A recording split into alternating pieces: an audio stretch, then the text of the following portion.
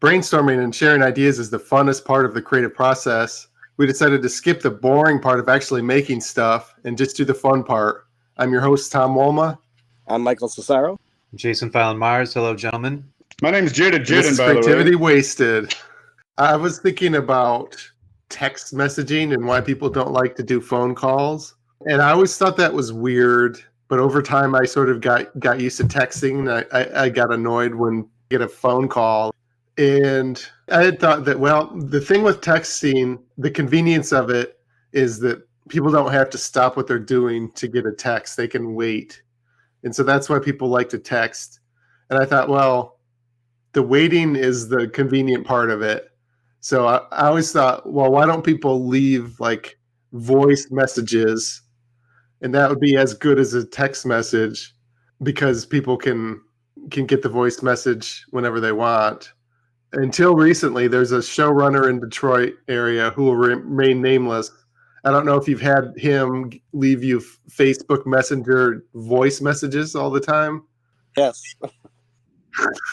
And it's the most annoying thing ever, isn't it? Yes. Yeah. See, I didn't think it would be annoying until it actually started happening. And it's like, oh, I have to connect my Bluetooth headphones to my phone, which takes like 40 seconds to listen to this thing. And it's like, fuck, do I really want to do this? Or like scrolling back later, I guess I didn't appreciate how often you scroll up and look at your old messages. But if it's a voice thing, like a vocal thing, you can't do that. You can't see what he said. You have to listen to the whole damn thing over. So it's annoying as hell. I'm guilty. Like, I would like to call rather than text message. So, like, I'm always trying to call people that are like, just send me a text. Maybe they don't like me that much. I don't know. But yeah, I think it's I think society's sort of shifting, obviously, towards more passive, inconvenient forms of communication. And my thought is we might want to use some of those things that we've used on social media, like the text and the am I available or not, am I online or not, like in the real world. So like how some people find it annoying if they get a phone call, like maybe people will be as annoyed if you came up to somebody like on your feet in a bar or in a school lunchroom or whatever and just started talking to them without getting permission first. They might find that as annoying as like a phone call. So yeah. I thought maybe with the augmented reality glasses like Michael was talking about with his idea, you could have like a red light, green light thing in the glasses. Like if you're sitting there eating, like you could set it to red if you don't want anybody to talk to you. So as they walk by, they would know not to talk to you. Or like person by person, like another scenario would be like a singles bar or something where if someone walked into the bar, you could like say red or green, like a swipe right, swipe left type of thing, like in real life. And so they would know, they wouldn't just come up to you and talk. They would know that you've given them the go ahead before they even try to talk to you. And I thought it'd be interesting to chat. Like, do you think that's a good idea to have like a social media, like sort of passive communication system, like to indicate whether you want people to talk to you or not? Like, would that be bad or good? Or would you use it, or what would you use it for? For those people that aren't very social, it'd be a way to just hide in the shadows, like, which, I'm one of the people that like try to get people out of their shell. Like, hey, what's going on? So it'd be difficult if somebody's like, oh, don't call me, don't. It was always on me, I'd feel like maybe is it just me? Is it, something that I'm doing? But I don't know. If you were to ask me right now, that I'd be the person that would have the like do not approach sign up. However, when I actually go out, that's never how I really feel. I think when you talk about it in theory, it just sounds so stressful. The idea of, wanting your attention. And yet I can't think of a single time when I've gone out and people have wanted my attention that I didn't then feel somewhat fulfilled by the interaction, But I think all of us doing comedy, I mean, I can't speak for you guys, but I do. This is my angsty, my time on stage and whatever. And then it's like when you're writing comedy, it's an isolating event. But then when you're performing comedy, it is social and you're getting instant feedback. The best parts of comedy are none of that. It's the going to the Tom's open mic and hanging out with you guys before and after, or shoot each other a look during, or busting each other's chop afterwards. I mean, that's the fun stuff. But I think the introvert in me can really relate. I think it's a hilarious. It's almost like just like literally putting up a sign that says "Do not approach," And when you said, I thought it was hilarious. You said, "I got to put on my Bluetooth. That's going to take 40 seconds." I mean, it's just like that's exactly what I would say. It's like it's 40 seconds, but I also think as I get older, I value my time so much. So like something like this, what I wanted to do, I'm having a blast. But like, yeah, 40 seconds. I don't know that I want to give that up. There might be something else cool I can do at that time. I don't know who it is you're talking about the voice messages, but when you said that that's his approach, I got like a slight cramp in my, because if I saw that, I'd be like, whoa. Like I'd probably just drop out of the show. I'm like, I don't want to do it anymore. I just want to mess it. It's just like, so I completely understand. I'm exactly where you were. I used to say that too. Like I never understood texting like 10 years ago. I was always like, you just call the person. Now I don't like talking on the phone. I like doing this, texting, but hey, let me give you a call. I have an idea what to run by you. Just write me a 3-page text and I'll read it. I don't want to talk on the phone. I just don't like it. I talk to my mom once a week. That's it. On the phone. Yes. I feel like yep, that'll do. Yep. I feel like tone is important. So like when you text, sometimes it's like, oh, why is this person pissed off? Like, what did I do? And they're not internalizing that. So like for me, I like to hear tone when people talk. Especially being in the high school, like there's so much drama over just stupid text messages wrong. So I don't know. For me, I just would like to call rather than text message. Yeah, I think you're right about that. That is a downside of texting, is that sometimes it gets misunderstood, or you've got to sit there and like you're not conveying anything super complicated, but you're trying to think, oh, do I say thanks, or do I give a thumbs up? Like these little minutia things, like how will they take it? Like you can spend like 2 minutes trying to think of like the exact way to do like just the most mundane interaction on text, whereas you just blurt it out in a conversation and it'd be done with. Right. Well, then it's a matter of who fishes this. Like, hey, thanks. I'll see you later. See you later. I'll see you. Thumbs up, smile, heart. I like you. That can happen on the phone too. Like, yeah, like, that can happen on the phone. Yeah. Like, yeah, you don't want to be. You kind of want to have the last word because you want to be the good guy. Like, oh, he cares enough to say one more thing. Then you're like, at some point, this has to stop. I have other things I need to do other than confirming or providing you with affirmation of like the little pat on the head. Back to my idea about the glasses, and like, how like if a homeless person comes up to you and wants something, and you just you really, really, really don't want them to talk to you. Especially, I mean, it depends on the context. Like, people might cringe like that in the future for any in-person conversation if they get used to like social media conventions of like saying like green light, red light, available, not available. Why don't you ask if I want to chat before you come up and talk with me? Sure. I think that's sort of possible.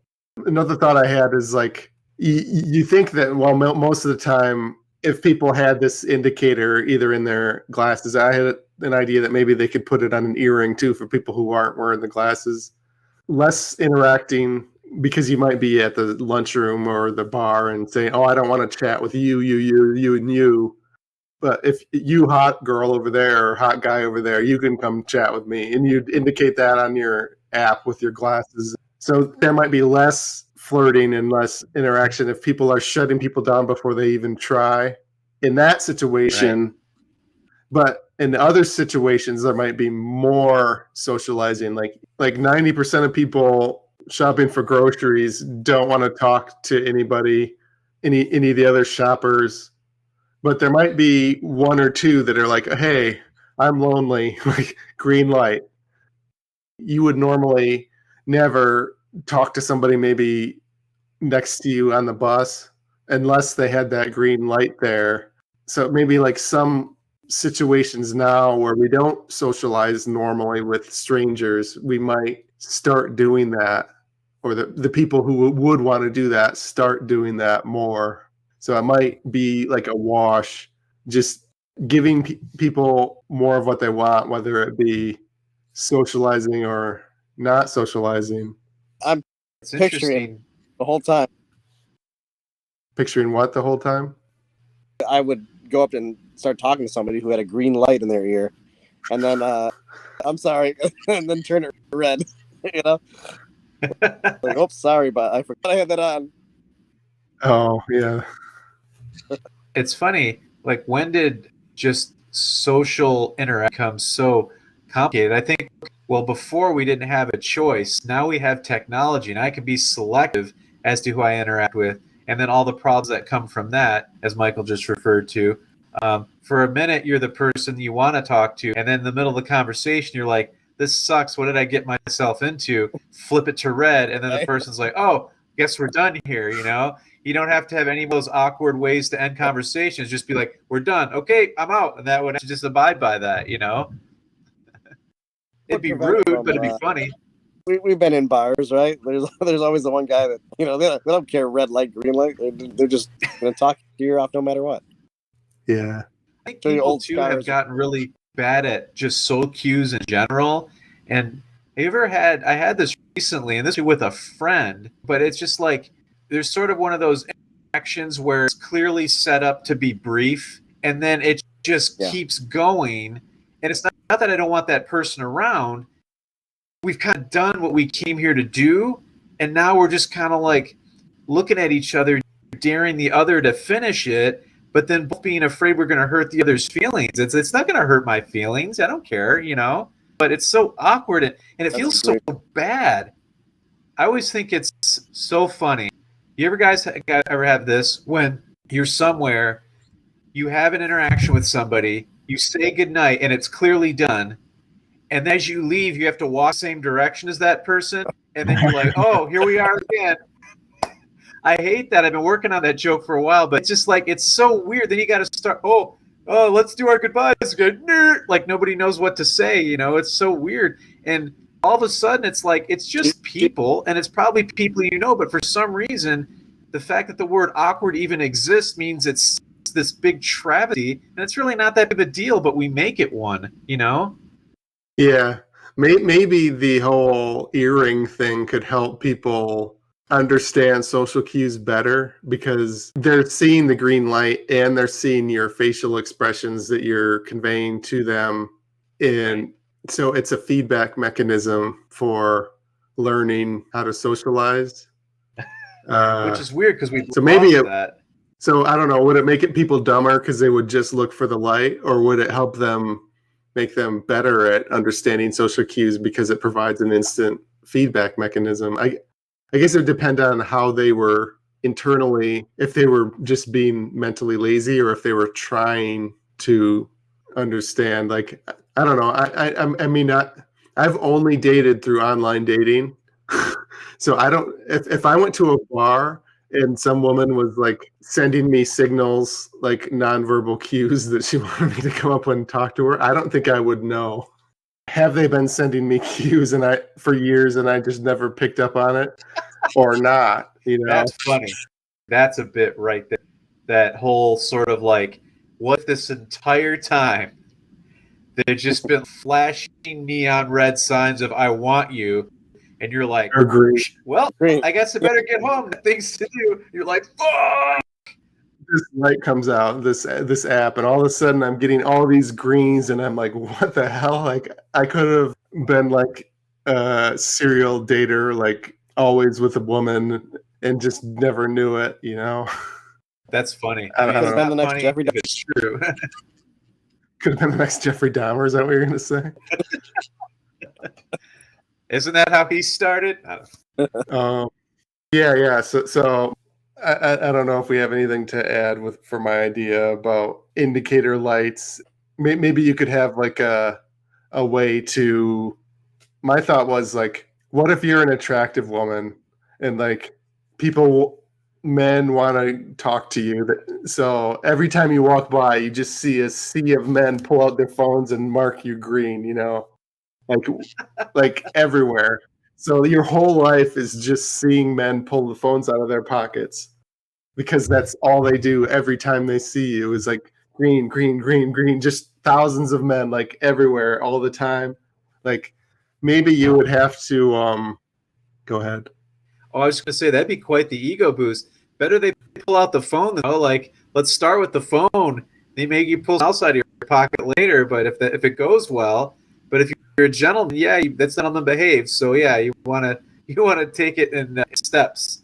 Or it could be like red if you're a really ugly dude. Like every time you walk into a bar, all the women pull out their phones to mark you red. It's like just soul crushing, or like. Oh, So I think maybe you need like a subtle way to do it, like a little ring on your finger that you can twist, or like an Apple Watch thing. Even that might be too conspicuous. Like something you can do without even looking down. Like maybe your glasses or your watch looking at your eyes can tell who you're looking at. And you just subtly do a little thing with a finger and twist a ring to say red or green for that person. So that you could do that with your hands under the table.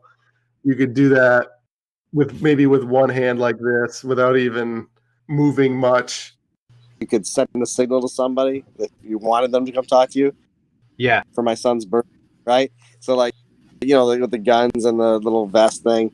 So I could do that, and they would send them a signal and say, "Hey, come talk to me."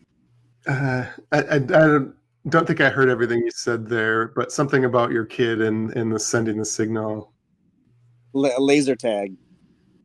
Oh, yeah. I don't know if everybody would wear a laser tag suit just for that purpose, but if you've got something that can see where you're looking and can figure out who you're looking at, then you wouldn't need to wear a laser tag suit.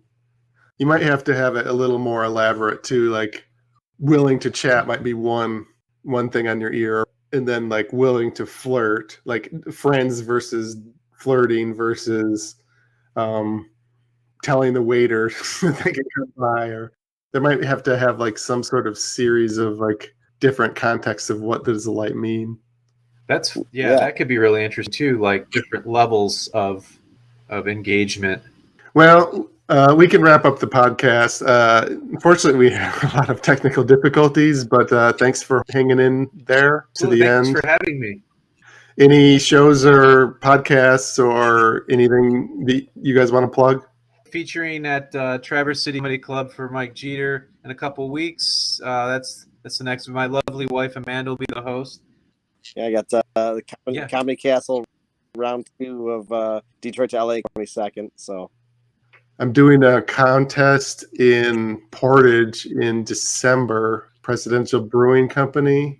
So, Jason, you run a lot of Doomsday shows. Are those like the second Saturday of the month, or are they like a regular time? Not really. We do them once a month. We try to separate them by 4 to 6 weeks. It's always either a Friday or a Sunday. Okay, I'll find a flyer for GravCap and for your other Doomsday shows. This has been a production of Planet Amp Podcast, powered by Pinecast.